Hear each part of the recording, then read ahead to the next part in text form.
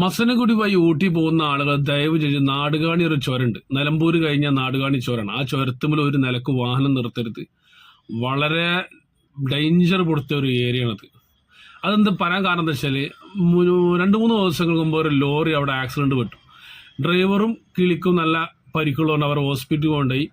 രാത്രിയുടെ മറവിൽ ഏതാനും വരുന്ന കള്ളന്മാർ ആ ലോറിയിലുള്ള ഉറുമാമ്പയം ഫുള്ള് അടിച്ചു മാറ്റി.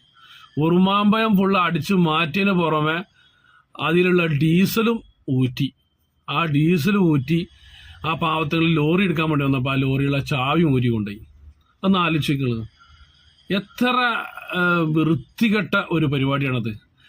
കർണാടക തമിഴ്നാട് രജിസ്ട്രേഷൻ ലോറിയാണെന്ന് തോന്നുന്നുണ്ട്. ഏതായാലും തിരുവനന്തപുരത്തിലുള്ള ഒരു സഹോദരൻ്റെ ലോറിയായിരുന്നു അത്. ഏതായാലും എങ്ങനെ ആയാലും ഇത്രയും വൃത്തികെട്ട അതപ്പതിച്ച ഒരു വർഗങ്ങളായി പോയല്ലോ. നിയമത്തിന് മുന്നിൽ കൊണ്ടുവന്ന്